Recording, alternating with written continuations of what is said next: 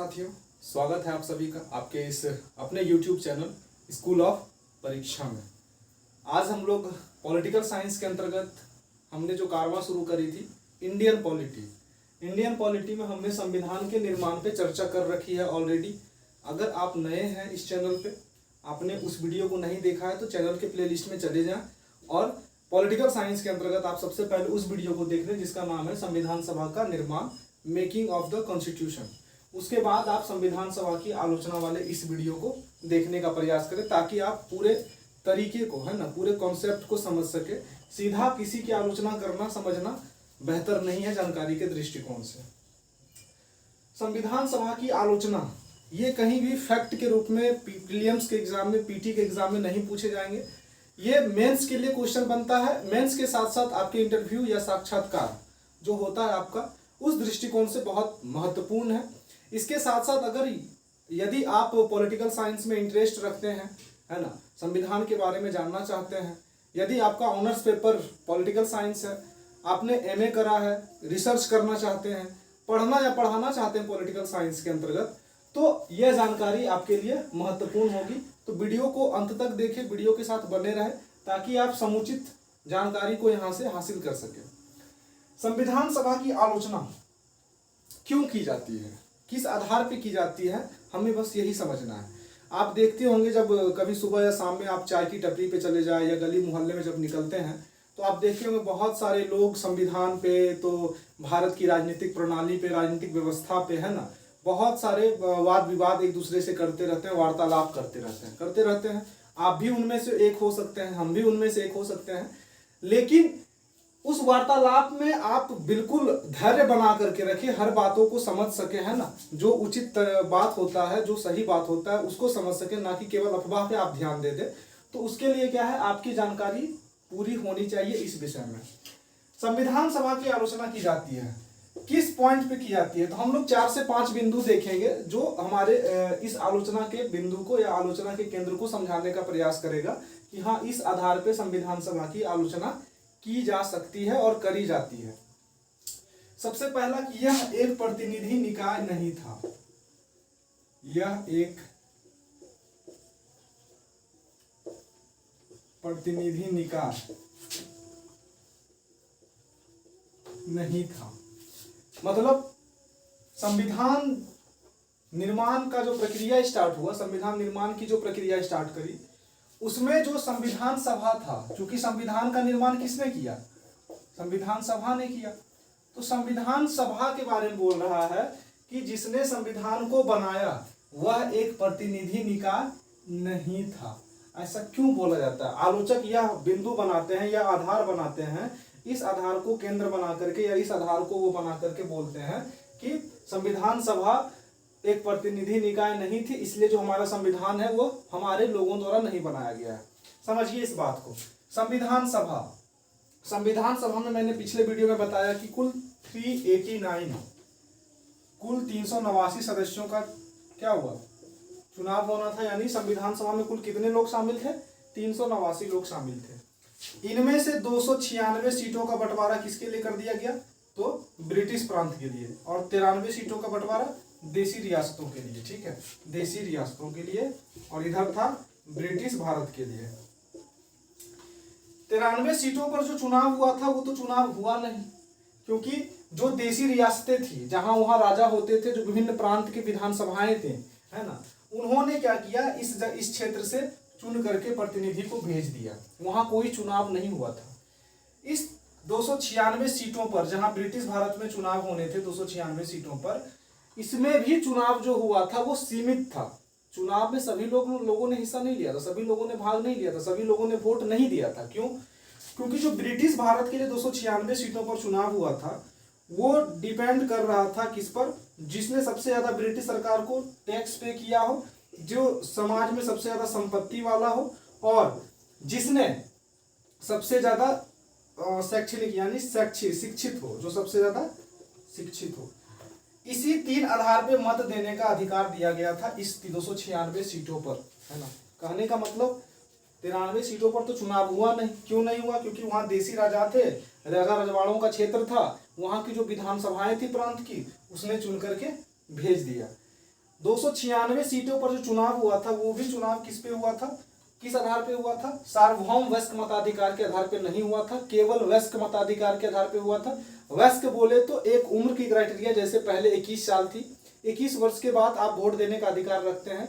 अभी वो क्राइटेरिया क्या 18 वर्ष है। तो उस वक्त जो थी वो वयस्क मताधिकार के आधार पे हुआ।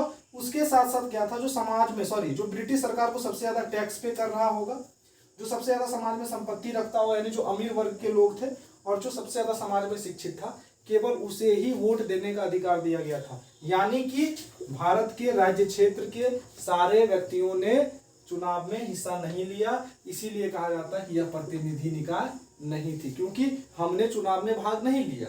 अभी राष्ट्रपति का चुनाव होता है, विधान परिषद का चुनाव होता है, तो कुछ लोगों को पता चलता है, कुछ लोगों को पता भी नहीं चलता। समाज के हर लोग, चाहे वो किसी भी वर्ग से हो, हिस्सा नहीं लेते हैं उनके चुनाव में। क्यों नहीं लेते हैं? क्योंकि वो जो हम चुनाव चुन करके हमने जो भेज रखा है विधानसभा में, वो भाग ले लेते हैं और वो हमारे तरफ से चुनाव कर देते हैं। यहाँ भी वही परिस्थिति थी। 93 सीटों पर जो देसी राजा रजवाड़े के लोग थे, जो विधानसभाएं इस राज्य में थी, उन्होंने सीधा चुन करके सीट फुल कर दिया। 296 सीटों पर जो चुनाव हुआ ब्रिटिश भारत में, जिसमें आपको पता है कि 208 सीटें किसने जीती, कांग्रेस ने जीती। 73 सीटें किसने जीती, मुस्लिम लीग ने जीती, है ना। तो इसमें जो चुनाव हुआ था, चुनाव देने वाले, चुनाव में भाग देने वाले, यानी कि मत देने वाले, वोट देने वाले, जो सबसे ज्यादा टैक्स पे कर रहे थे, जो सबसे ज्यादा संपत्ति रखते थे और सबसे ज्यादा शिक्षित थे, उन्होंने ही केवल हिस्सा लिया था। समाज के या हर वर्ग के लोगों ने हिस्सा नहीं लिया। इसीलिए आलोचकों का पहला केंद्र बिंदु बनता है कि यह एक प्रतिनिधि निकाय नहीं थी। यहां तक आई होप कि आपको बातें समझ में आ रही होगी। दूसरा पॉइंट क्या बनता है? दूसरा पॉइंट बनता है कि संप्रभुता का अभाव था। संप्रभुता का अभाव था। ऐसा क्यों कहा जाता है? आपको यह समझना बहुत जरूरी है कि संप्रभुता होता क्या है। संप्रभुता क्या होता है? संप्रभुता का मतलब होता है आप निर्णय लेने के लिए सक्षम है, आप स्वतंत्र निर्णय ले सकते हैं कि नहीं ले सकते। जैसे क्या भारत पहले स्वतंत्र था? आजादी से पहले नहीं था। लेकिन क्या वो संप्रभु था? नहीं था। क्यों? क्योंकि एक राज्य, राज्य का मतलब यहाँ पे मान लीजिएगा भारत, ठीक है, राज्य का मतलब यहाँ हो जाता है भारत। आप बिहार, झारखंड, उत्तर प्रदेश ये सब नहीं मानिएगा। राज्य का विस्तृत व्याख्या है भारत। भारत यानी कि बहुत सारे राज्य, जैसे विश्व के अलग देशों में, है ना, कई और सारे देश है, भारत है, पाकिस्तान है, बांग्लादेश है। तो जो भारत राज्य है, उस राज्य के लिए अनिवार्य तत्व क्या होते हैं? आपके पॉलिटिकल साइंस में यह प्रश्न बनता है।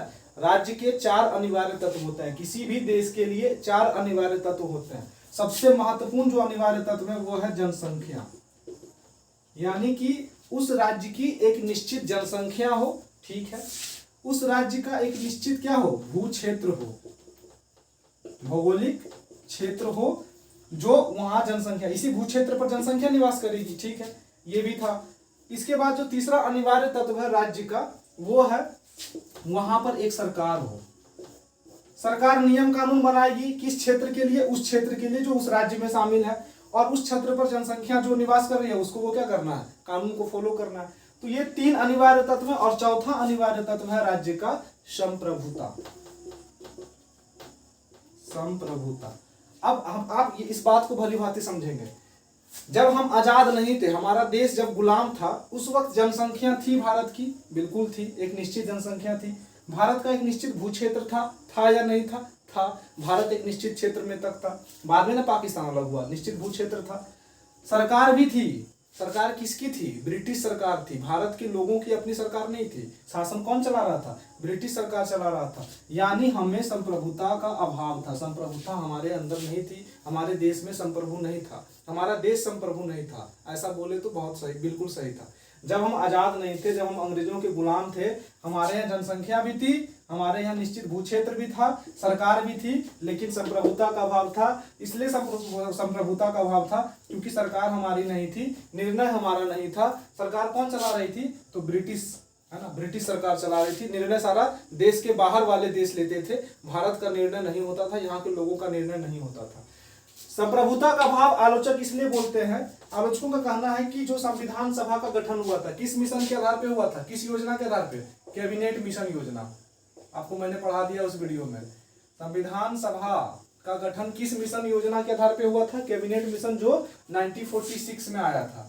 1946 में भारत आया था, ठीक है। इससे पहले क्रिप्स मिशन आया था 1942 में, लेकिन मुस्लिम लीग के द्वारा तथा अन्य कुछ भारत के लोग भी थे, भारत के नेता भी थे जिन्होंने एक्सेप्ट नहीं किया, इसलिए वो चला गया। ठीक है, चला जाने के बाद फिर कैबिनेट मिशन आता है 1946 में। इसने जो योजना प्रस्तुत की, ये ब्रिटिश सरकार ने इसे भेजा था, और इसने जो योजना प्रस्तुत की उसी योजना के अनुरूप संविधान सभा का गठन हुआ और सारी प्रक्रिया चली थी। इसीलिए आलोचक कहते हैं चूंकि संविधान का निर्माण संविधान सभा ने किया और संविधान सभा का गठन कैबिनेट मिशन योजना के प्रस्ताव के रूप हुआ है, और कैबिनेट मिशन योजना चूंकि ब्रिटिश सरकार की देन थी, ब्रिटिश सरकार ने भेजा था, इसलिए संप्रभुता का अभाव है। भारत का अपना निर्णय था ही नहीं, भारत ने अपना संविधान सभा बनाया नहीं, उसने किस योजना के आधार पर बनाया? कैबिनेट मिशन योजना। कैबिनेट मिशन यानी ब्रिटिश योजना पे उन्होंने संविधान सभा का गठन किया, और इसी संविधान सभा ने मिलकर के संविधान की रचना करी है। इसीलिए अपना उसको क्या बोलेंगे?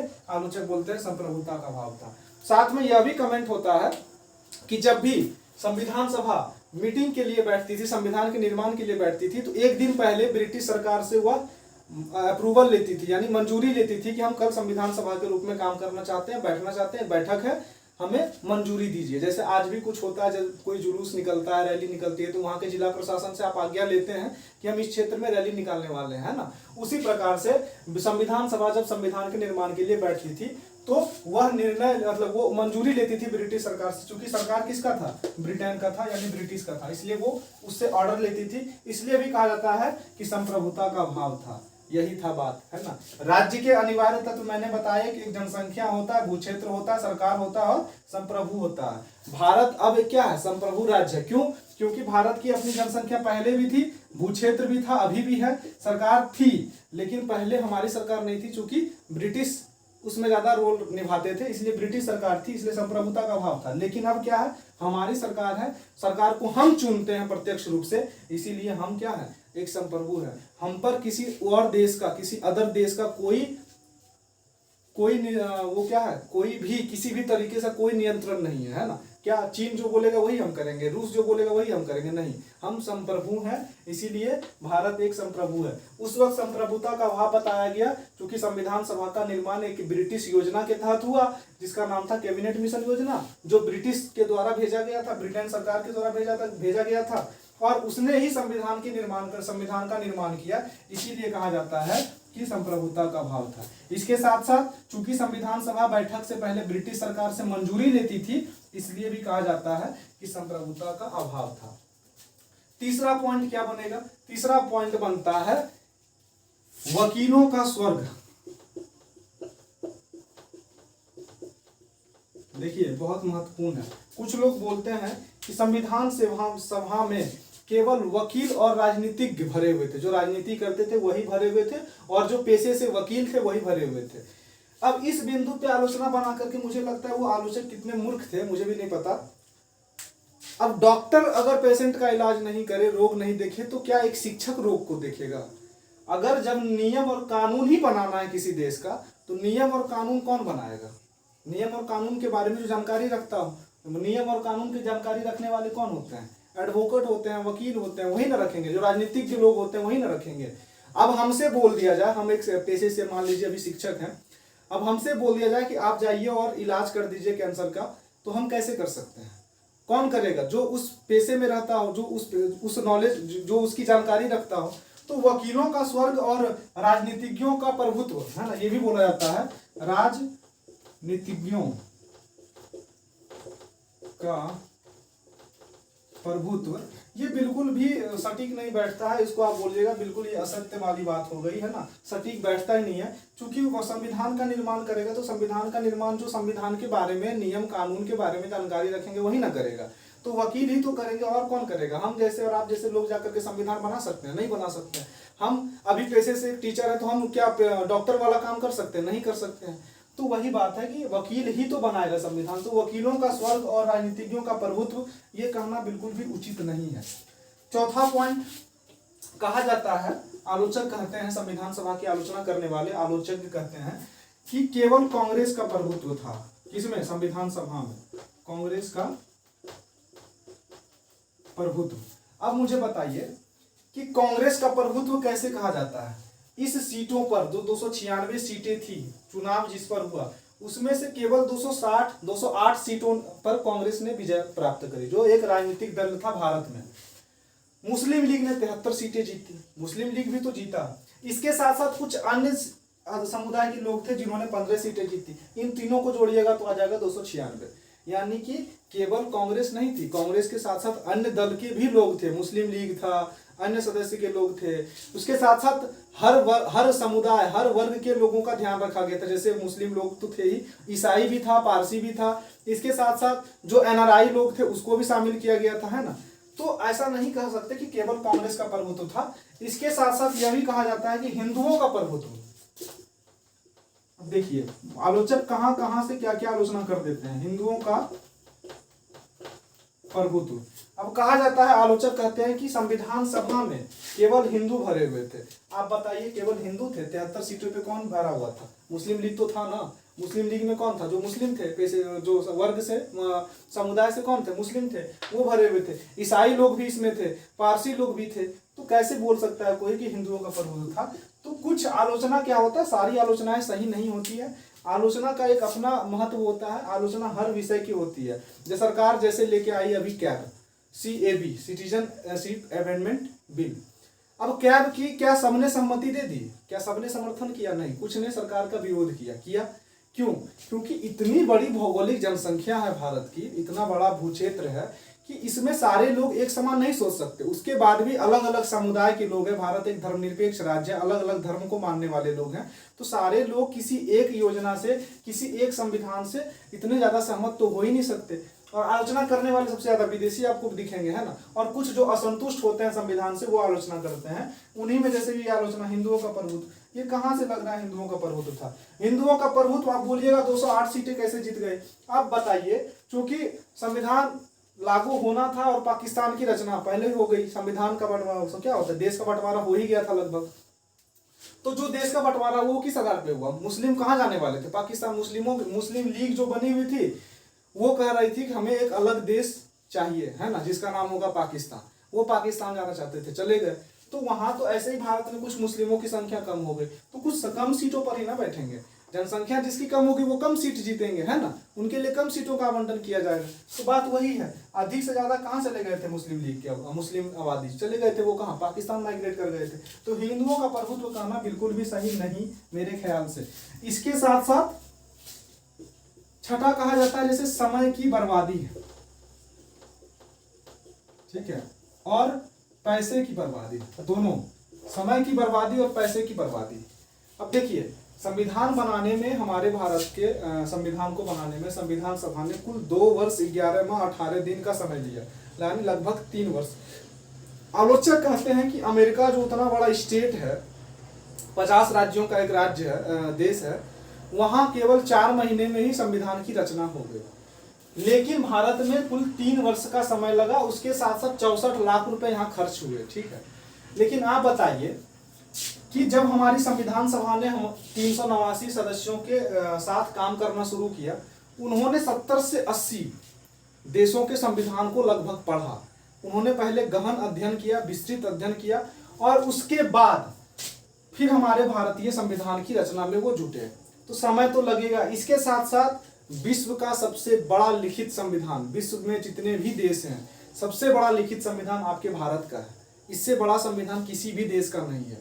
तो इतना बड़ा संविधान देगा जिसमें 395 अनुच्छेद, 22 भाग, और उस वक्त 8 अनुसूची थी, अभी 12 अनुसूची हो गई है। इतना बड़ा प्रावधान होगा जो केंद्र और राज्य के लिए एक ही संविधान देगा। अमेरिका में क्या है, केंद्र के लिए अलग संविधान है, राज्य के लिए अलग संविधान है। वहां केंद्र के लिए अलग नागरिकता है और राज्य के लिए अलग नागरिकता है, वहां दोहरी नागरिकता है। आपके भारत में क्या है? भारत में एक ही संविधान है, केंद्र और राज्य भी उसी के अंदर आता है, ठीक है। एक ही यहाँ नागरिकता है, एकल नागरिकता का प्रावधान है ना। यहाँ भारत में केंद्र का अलग नागरिक और राज्य का अलग नागरिक नहीं है। तो इस तरह से आप यह नहीं कह सकते कि हमारे दूसरे देशों ने बहुत कम समय लिया, तो हमारे संविधान सभा ने इतना क्यों ज्यादा समय लिया। इसलिए क्योंकि सबसे बड़ा लिखित संविधान उन्होंने दिया आपके देश के लिए, विश्व का सबसे बड़ा लिखित संविधान दिया, तो समय तो लगेगा। इसके साथ साथ उन्होंने सबसे पहले संविधान का क्या किया, बहुत सारे देश के संविधान का अध्ययन किया। यहीं पे कहा जाता है उधार का संविधान। यानी कि कुछ आलोचक कहते हैं कि संविधान ने क्या, संविधान तो कॉपी कर लिया गया, दूसरे देश से, अमेरिका से उठा लिया गया, रूस से उठा लिया गया, चीन से उठा लिया गया, दक्षिण अफ्रीका से उठा लिया गया, है ना, ऑस्ट्रेलिया से उठा लिया गया, ब्रिटेन से उठा लिया गया, ऐसा ये कहते हैं आलोचक, तो इसीलिए उधार का संविधान भी कहते हैं। लेकिन मुझे यह बताइए कि जो चीजें अच्छी है, जो चीजें एक है, उसे उठाया नहीं जाएगा तो क्या किया जाएगा। संविधान सभा ने क्या करा, जब संविधान सभा संविधान के निर्माण में बैठी थी, इन्होंने 70 से 80 देशों के लगभग संविधान को उन्होंने क्या किया, मंगाया और पढ़ना शुरू किया। उसके बाद जो चीजें, मान लीजिए अब जैसे चुनाव प्रणाली, भारत के संविधान सभा बैठी हुई है और उसको चुनाव पे यहाँ नियम कानून बनाना, संविधान में लिखना है चुनाव के बारे में, तो वो क्या करेगी, देख लेगी कि अमेरिका में कैसी चुनाव प्रणाली है, किस तरह से चुनाव अमेरिका में होता है, रूस में किस तरह से चुनाव प्रणाली है, चीन में किस तरह से चुनाव प्रणाली है, और अन्य जैसे स्विट्जरलैंड में किस तरह की चुनाव प्रणाली है। संविधान सभा को लगेगा कि नहीं, रूस की जो चुनाव प्रणाली है, रूस में जैसे चुनाव होता है, जो चुनाव की प्रणाली है वो क्या है, भारत के अनुकूल है, यहाँ के लोगों के जैसा वो मिलेगा, है ना, यहाँ के लोगों को समझ में आएगा, यहाँ पर लागू करना बहुत ही मतलब अनुकूल होगा, यहाँ पे लागू हो सकता है, तो वो क्या करेगी, रूस के संविधान से चुनाव को ग्रहण करेगी और उसका भारतीयकरण करेगी। ऐसा नहीं कि सिर्फ कॉपी और पेस्ट करेगी, नहीं, संविधान सभा ने क्या किया, जो चीजें अच्छी थी, जो चीजें भारत में लागू करने लायक थी, उसको उन्होंने क्या किया, वहां से उठाया, उसका भारतीयकरण किया, वहां शब्दों का फेरबदल किया गया, है ना, कुछ और भी अर्थ जोड़े गए, कुछ और भी क्लू जोड़े गए, कुछ और भी पॉइंट जोड़े गए, उसके बाद फिर उन्होंने भारत के संविधान में उसको दर्ज किया। तो इस आधार पे आप बोल सकते हैं उधार का संविधान, क्या बोल सकते हैं, नहीं बोल सकते। अब मुझे बताइए, विश्व के हर देशों में अलग अलग, जैसे कि एक पिता और पुत्र के बारे में हम जानते हैं कि जैसे हमारे यहाँ क्या होता है, पापा होते हैं, बेटा होता है ना, डैडी होता है और डॉटर होता है ना, यही होता है ना। कहीं और भी कुछ जैसे पिताजी और पुत्र, है ना, ये बोला जाता है। इसका एक दो नाम हो सकता है अलग अलग, लेकिन पिता को पुत्र बोल दे और पुत्र को पिता बोला जा सकता है क्या, नहीं बोला जा सकता। बेटा को बाप और बाप को बेटा बोला जा सकता है, नहीं बोला जा सकता। क्यों, क्योंकि पूरे देश, पूरा विश्व एक ही बात को वही फॉलो कर रहा है कि बेटा बेटा ही होगा, बाप बाप ही होगा। अब जो संविधान में जैसे चुनाव प्रणाली है, चुनाव प्रणाली हो सकता है 4 से 5 तरीके की हो सकती है। मान लीजिए आप चाय बना रहे हैं, तो चाय बनाने के लिए आप 4 से 5 विधि का प्रयोग कर सकते हैं। पहले पानी गर्म कर लीजिए, फिर चाय डालिए, चायपत्ती डालिए। हो सकता है पहले आप क्या करेंगे, ठंडे पानी में चायपत्ती डाल करके फिर उसको गर्म करेंगे। हो सकता है पहले आप पानी गर्म करें, फिर चीनी डालें, फिर दूध डालें, फिर चायपत्ती डालें। तो 4 से 5 तरीके से आप चाय बना सकते हैं। क्या और भी तरीके से बना सकते हैं, नहीं बना सकते हैं, फिर वो चाय नहीं कुछ और बन जाएगा।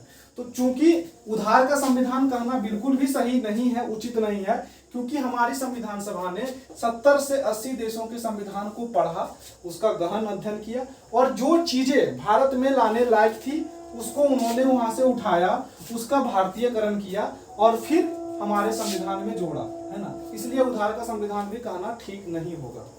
एक और पॉइंट बनता है, जैसे बनता है कि उधार का संविधान हो गया ना, बनता है कि समय की बर्बादी हमने समझ ही लिया। तो इस तरह के पॉइंट से आप समझ सकते हैं कि संविधान सभा की आलोचना किस बिंदुओं से की जा सकती है। पहला, यह एक प्रतिनिधि निकाय नहीं था, इसलिए क्योंकि संविधान सभा की जो रचना हुई थी, संविधान सभा का जो गठन हुआ था, उसमें चुनाव में भाग लेने का अधिकार पूरे भारत के लोगों को नहीं था, हर एक व्यक्ति को नहीं था, हर एक भारतीय को नहीं था। इसीलिए कहा जाता है कि हर एक भारतीयों का प्रतिनिधित्व संविधान सभा ने नहीं किया। संप्रभुता का अभाव इसलिए क्योंकि जिस संविधान की रचना करने के लिए संविधान सभा का गठन हुआ, वह योजना किस योजना पर आधारित था, कैबिनेट मिशन योजना पर आधारित था। और कैबिनेट मिशन योजना चूंकि ब्रिटिश सरकार के द्वारा सुझाया गया था, इसीलिए उसका अपना निर्णय भारत के लोगों का नहीं था, इसलिए कहा था संप्रभुता का अभाव। साथ ही यह भी कहा जाता है चूंकि संविधान सभा बैठक से पहले ब्रिटिश सरकार से मंजूरी लेती थी, इसलिए भी कहा जाता है संप्रभुता का अभाव था। फिर कहा जाता है वकीलों का स्वर्ग और राजनीतिज्ञों का प्रभुत्व। तो मैंने आपको पहले बता दिया, जिसका जो पेशा होगा उसी कार्य को वो कुशल तरीके से कर सकता है। हमें ड्राइविंग नहीं आती और हमें कह दिया जाए कि ड्राइविंग करना है आपको, तो हम क्या करेंगे, नहीं गाड़ी ठोक देंगे जा करके, यही ना करेंगे। तो वकील नहीं अगर संविधान का निर्माण करेगा तो कौन करेगा? जूता सिलने वाला नहीं कर सकता, बिल्कुल नहीं कर सकता। डॉक्टर संविधान बना नहीं सकता, बिल्कुल। इंजीनियर संविधान बना नहीं सकता, तो कौन बनाएगा? जो नियम और कानून की जानकारी रखता हो वही ना बनाएगा। तो वकीलों का स्वर्ग तो ऐसे ही उसको हटा दीजिए, ये हो ही नहीं सकता। कांग्रेस का प्रभुत्व भी आप नहीं कर सकते, चूंकि मुस्लिम लीग भी शामिल थी, अन्य सदस्य भी शामिल थे, अन्य समुदाय के लोग भी शामिल थे, तो केवल कांग्रेस का प्रभुत्व नहीं कहा जा सकता। हिंदुओं का प्रभुत्व कहना तो बिल्कुल मूर्खों जैसी बात होगी कि हिंदुओं का प्रभुत्व आप बोल दीजिएगा, जो बिल्कुल भी मेरे ख्याल से बैठ ही नहीं रहा कहीं भी, क्योंकि हिंदू सिर्फ थोड़े थे, मुस्लिम लीग भी तो था, अन्य सदस्य के लोग भी थे, तो ईसाई भी था, पारसी भी था। समय की बर्बादी, पैसे की बर्बादी, उधार का संविधान, और इन बिंदुओं के तहत हम देख सकते हैं संविधान सभा की आलोचना। आप इसका स्क्रीनशॉट ले लीजिए, है ना, ताकि आपको रफ करने में आसानी हो। मैं फिर मिटा करके अगले पॉइंट की ओर बढ़ता हूं। अगले पॉइंट में हम चर्चा करेंगे प्रारूप समिति। आपको पता है प्रारूप समिति, चूंकि पिछले वीडियो में जो संविधान के निर्माण का वीडियो हमने बनाया उसमें हमने प्रारूप समिति के बारे में बताया कि अलग से वीडियो उसके बारे में बनाया जाएगा, है ना। तो प्रारूप समिति पे हम चर्चा कर देते हैं, क्योंकि यहाँ से प्रश्न बनता है कि प्रारूप समिति में कितने सदस्य शामिल थे, प्रारूप समिति का गठन क्यों किया गया, कब किया गया, ये डेट पूछा जाएगा आपके ऑनलाइनर एग्जाम में। फिर पूछा जाएगा कि कौन उसके सदस्य नहीं थे, है ना। तो ये प्रश्न बनते हैं, इसीलिए हम उसे देखने का प्रयास करेंगे। आप नोट कर लीजिएगा ताकि वहां से प्रश्न अगर मेंस में या प्रीलिम्स में बने तो आपसे प्रश्न वो ना छूटे, ठीक है। जैसे प्रारूप समिति, देखिए इस बात को, संविधान सभा ने संविधान की रचना करने के लिए अनेक तरह की समितियों से कार्य किया। कुछ बड़ी बड़ी समितियां थी, जिसमें 7-8 समितियों के मैंने नाम भी पिछले वीडियो में आपको दिया है, जैसे संघ शक्ति समिति, संघ संविधान समिति, है ना। उसके अध्यक्ष के बारे में आपको जानकारी हमने दे दी। प्रारूप समिति के अध्यक्ष कौन थे, भीमराव अम्बेडकर थे।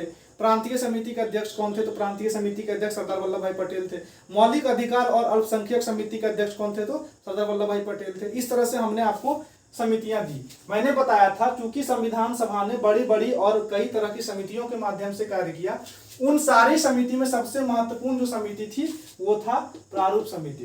प्रारूप समिति का गठन कब हुआ, 29 अगस्त 1949 को, 29 अगस्त 1947 को, यानी जब आप आजाद हो गए थे, आपका देश आजाद हुआ था, उसके कुछ दिनों के बाद प्रारूप समिति का गठन किया गया था। और इसमें कुल 7 सदस्यों को शामिल किया गया था। कुल 7 सदस्य इसमें थे। इसी सदस्य के नाम से आपके प्रश्न बनते हैं एग्जाम में। आपको याद रखना है प्रारूप समिति का गठन कब हुआ, 29 अगस्त 1947 को। इसमें कुल 7 सदस्य थे, जिसमें सबसे पहला नाम याद रखना है डॉक्टर भीमराव अंबेडकर। ये कौन थे, ये अध्यक्ष थे। किसके, तो इसी प्रारूप समिति के। दूसरा आप याद रखिएगा एन गोपालास्वामी अयंगर,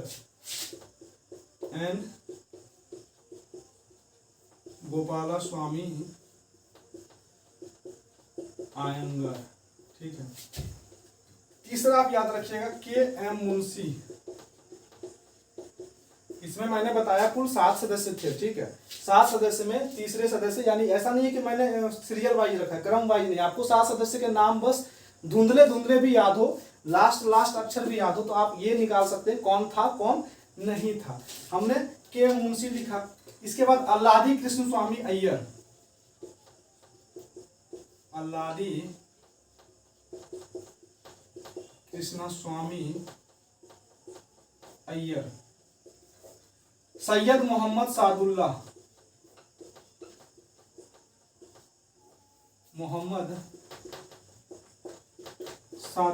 ये हो गए आपके 5वें। छठा और 7वां यहां से प्रश्न बनते हैं, चूंकि इसमें थोड़ा फेरबदल हुआ था। छठा में क्या हुआ था, एन माधव राव, इन्होंने बी.एल. मित्र की जगह ली। बी.एल. मित्र, ठीक है। हुआ क्या था, छठे सदस्य के रूप में बी.एल. मित्र पहले थे, लेकिन इन्होंने स्वास्थ्य कारणों से इस्तीफा दे दिया। बी.एल. मित्र ने कहा क्योंकि हमारा स्वास्थ्य सही नहीं है, इसलिए हम संविधान के निर्माण में वो रोल अदा नहीं कर सकते हैं, रेगुलर भाग नहीं ले सकते हैं मीटिंग में, इसलिए हम क्या करते हैं, इस्तीफा देते हैं। तो बी.एल. मित्र ने इस्तीफा दे दिया, उसके जगह पे फिर कौन आ गए, एन माधव राव आ गए। और जो 7वां महत्वपूर्ण है वो है टी.टी. कृष्णमाचारी। इन्होंने क्या हुआ था, डी.पी.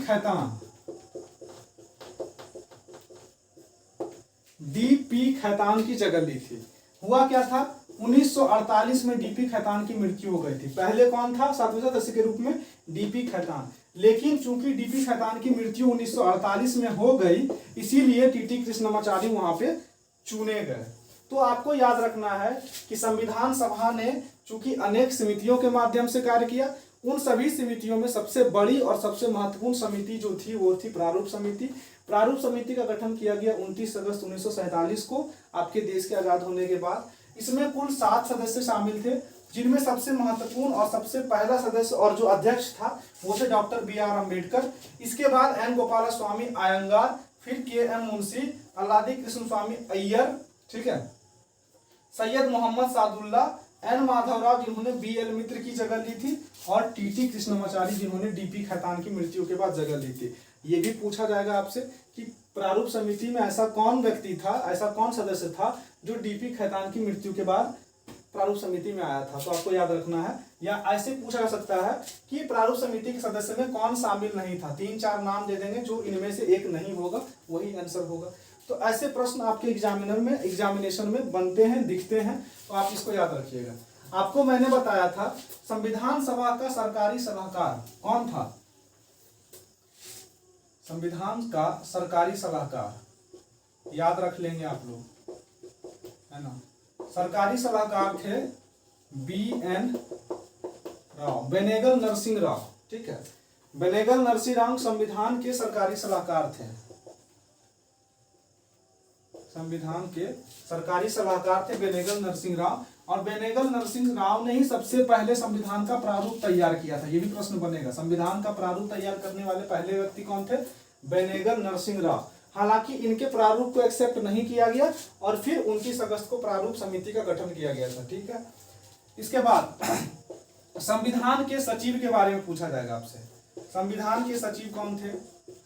संविधान के सचिव थे HVR अयंगार, ठीक है। आप इसे याद रखेंगे, संविधान के चूंकि सचिव का नाम पूछा जाएगा आपसे, तो HV अयंगार ये थे। एक पॉइंट और जो बहुत महत्वपूर्ण है वो है, आपको पता है कि आपका संविधान बनकर कब तैयार हो गया? कब तैयार हुआ था? अगर नहीं याद है तो वीडियो को देख लेंगे जाके, पिछले वीडियो को, है ना। प्लेलिस्ट में जाइएगा, पॉलिटिकल साइंस के अंतर्गत संविधान का निर्माण एक थंबनेल बना होगा, उस पर क्लिक करके जो भी जितने भी मिनट का वीडियो होगा उसे आप देखेंगे, कॉपी में नोट करेंगे, फिर इस संविधान की आलोचना वाली वीडियो को देखिएगा तो अच्छे तरीके से समझ पाइएगा। मैंने बताया संविधान लागू हुआ था 26 नवंबर 1949 को।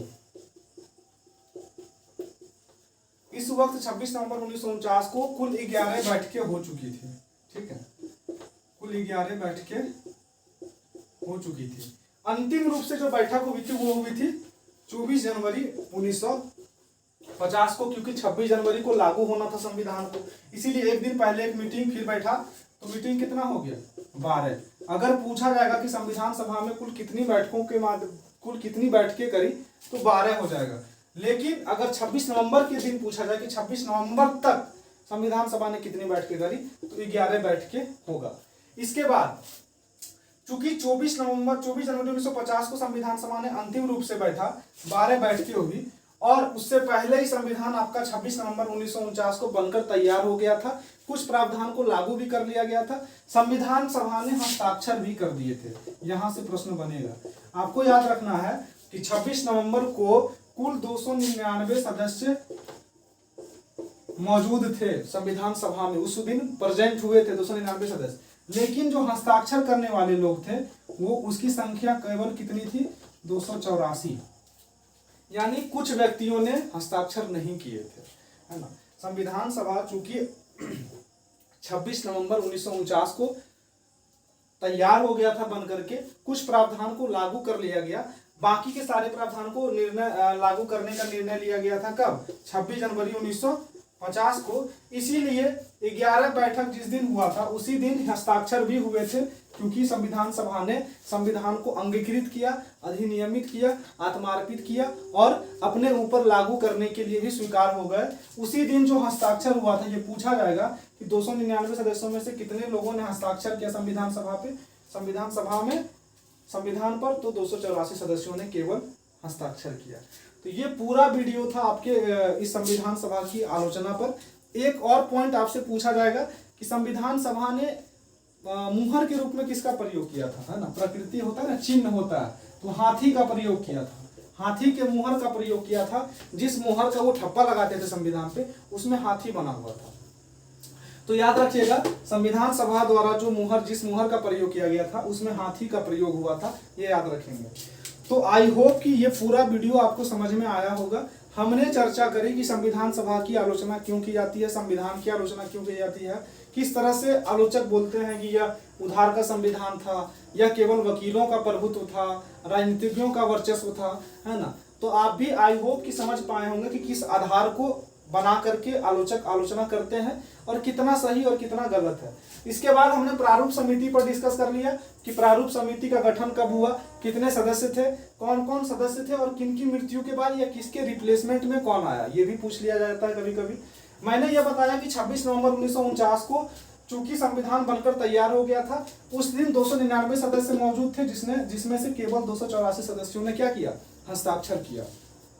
मैंने यह भी बता दिया कि संविधान सभा के सरकारी सलाहकार बीएन मित्र थे, जो पहले प्रारूप तैयार करने वाले थे, लेकिन उनके प्रारूप को एक्सेप्ट नहीं किया गया, बाद में प्रारूप समिति का गठन किया गया। ठीक है, इसके बाद एसएससी जीडी वाले के लिए हमारी संस्था ने, ऑफलाइन संस्था जो काम कर रही है इस क्षेत्र में, उन्होंने एक नए बैच का अनाउंस किया है।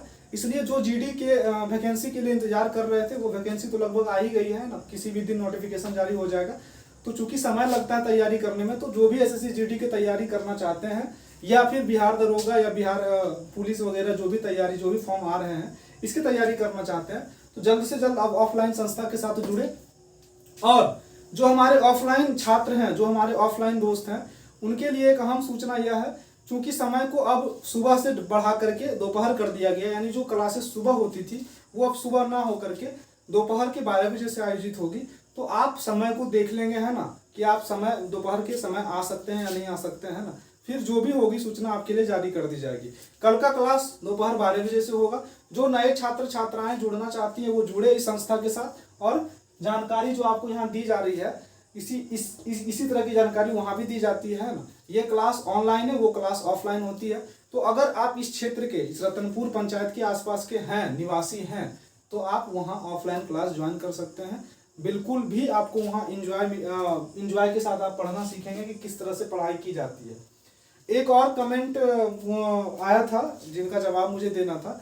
बहुत सारे लोगों ने कहा कि सर आप इतने गंभीर प्रवृत्ति के साथ पढ़ाते हैं ना, बहुत गंभीर होते हैं, मजाक नहीं करते हैं। देखो, अपना अपना शैली होता है पढ़ाने का, है ना, हर व्यक्ति का अपना तरीका होता है जीवन जीने का, है ना, बातें करने का, बिहेवियर होता है अपना अपना। मेरा मानना है कि चूंकि पढ़ाई एक अनुशासन से चलता है ना, इसमें डिसिप्लिन की आवश्यकता होती है, और आप, मुझे लगता है कि आप अच्छे स्तर की तैयारी करते होंगे, अच्छे व्यक्ति बनना चाहते होंगे, तो किसी की बहन, किसी की बेटी, किसी के भाई, है ना, किसी के रंग का मजाक बना करके पढ़ाई करना कहाँ तक सही होगा। प्राचीन जमाने में लोग शांत एकांत ढूंढते थे, लोग पढ़ते थे, है ना, वृक्ष के नीचे, तो पीपल कहीं जा करके, पहाड़ पर्वत पे जाके पढ़ते थे एकांत होकर। उन्हें कौन मजाक करता था, उनसे कौन मजाक करता था, फिर भी उनको ज्ञान होती थी ना, ज्ञान की प्राप्ति होती थी। अभी भी जो अधिकारी के स्तर की तैयारी करते होंगे वो कभी मजाक करना पसंद नहीं करते होंगे। क्यों मजाक से पढ़ाई करें? अगर आपसे पढ़ाई नहीं हो रही तो छोड़ दे पढ़ाई, है ना। आप याद रखें कि आपका ये दिमाग इतना तेज है, इतना स्ट्रांग है, इतना लोड सहन कर सकता है कि बिना मजाक किए, बस केवल एक बात आप याद रखिएगा, अपने लक्ष्य को याद कर लीजिए कि आपको क्या करना है। उसके बाद किसी भी मजाक के तरीके की आवश्यकता आपको नहीं होगी, है ना। आप बिल्कुल मोटिवेट रहिए कि आपको क्या करना है। बस एक चीज याद रखना चाहिए, आपको क्या करना है। याद रखिएगा, अगर नहीं कुछ कर सकते तो आने वाली पीढ़ी आप पर थूकेगी, है ना।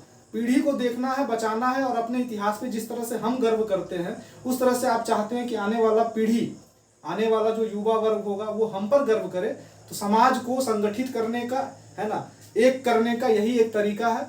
अनुशासित हो जाइए, डिसिप्लिन में रह करके पढ़ाई को करिए। पढ़ाई के साथ मजाक करना बिल्कुल भी मेरे ख्याल से ठीक नहीं है, नैतिक दृष्टिकोण से भी, और मुझसे मजाक नहीं होगा, है ना। ऑफलाइन क्लासेस में थोड़ी बहुत हो जाती है, चूंकि लोग, बहुत सारे लोग मौजूद होते हैं तो थोड़े बहुत हो जाते हैं, लेकिन किसी का मजाक बना करके फिर चीज़ों को याद रखना मेरे ख्याल से ये सही नहीं है। आप अपने इस पावर को, है ना, ये जो मानसिक होता है ना, मानसिकता, और ये जो दिमाग है, इसकी शक्ति को पहचानिए, है ना। जब तक इसकी शक्ति को नहीं आंकिएगा तब तक आपको लगेगा कि यार कैसे याद रखता है। आपको लगता होगा मैं इतने सारे बातों को कैसे याद रखता हूँ। कैसे याद रखता हूँ? हमने कोई मजाक से इसे याद नहीं रखा है, हमने संघर्ष करा है, हमने इसके पीछे समय दिया है, तो याद है चीजें, है ना। तो उसी तरह से आप भी अपने आप में मोटिवेट रहिए। आपको किसी की मजाक की आवश्यकता नहीं है, किसी के नाम के साथ आपको जोड़ करके पढ़ने की आवश्यकता नहीं है। बस आप खुद मोटिवेट रहिए, आपको चीजें हमेशा याद रहेगी। तो आशा करते हैं कि जो संविधान सभा की आलोचना पे हमने बातें करी है वो आपको समझ में आया होगा, है ना। समझ में आया होगा तो लाइक, सब्सक्राइब और कमेंट जरूर करेंगे, है ना। कमेंट नहीं आते हैं, कमेंट बताइए ताकि मुझे भी पता चले कि क्या आपको अच्छा लग रहा है या नहीं लग रहा है ना। तो कमेंट करें और साथ में जो हमारे आसपास क्षेत्र भाई बहन जो भी हैं जुड़ना चाहते हैं तो वो ऑफलाइन संस्था के साथ जुड़े, या तो घर पे रह करके तैयारी करना चाहते हैं तो तैयारी करें। हालांकि मैं लेक्चर्स लगातार नहीं ले पा रहा हूँ, जिसके पीछे की रीजन मैंने बताया था, कुछ समस्याएं चल रही है लाइफ में, है ना।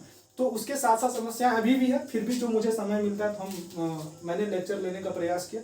आई होप कि वो लेक्चर अच्छा रहा होगा, है ना। मिलते हैं जल्द हम लोग, है ना। तब तक के लिए आप सभी का दिन शुभ हो। आप लोग हमेशा मोटिवेट रहे, स्वस्थ रहे, सुरक्षित रहे। धन्यवाद।